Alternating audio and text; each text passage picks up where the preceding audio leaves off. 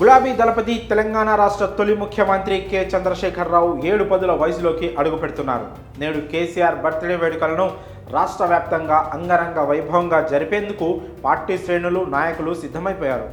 రాష్ట్రంలోనే కాక ప్రపంచవ్యాప్తంగా ఉన్నటువంటి కేసీఆర్ అభిమానులు పుట్టినరోజు వేడుకలను జరపనున్నారు. ఈ నేపథ్యంలో కేసీఆర్ పుట్టినరోజు సందర్భంగా బీఆర్ఎస్ పార్టీ కీలక నిర్ణయం తీసుకుంది.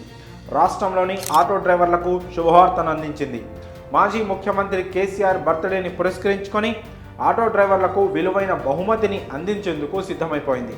ఇంతకీ ఏమివ్వనున్నారంటే, తెలంగాణలో కాంగ్రెస్ ప్రభుత్వం మహాలక్ష్మి పథకం ద్వారా మహిళలకు ఉచిత బస్సు ప్రయాణ సౌకర్యాన్ని కల్పిస్తున్న విషయం తెలిసిందే.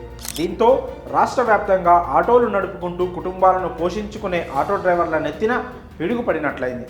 ప్యాసింజర్లు లేక కిస్తీలు కట్టలేక పలువురు ఆటో డ్రైవర్లు ఆత్మహత్యలు చేసుకుంటున్న విషయం తెలిసిందే. ఈ క్రమంలో వారికి అండగా ఉండేందుకు బీఆర్ఎస్ పార్టీ ఆటో డ్రైవర్ల సంక్షేమం కోసం కీలక నిర్ణయం తీసుకుంది.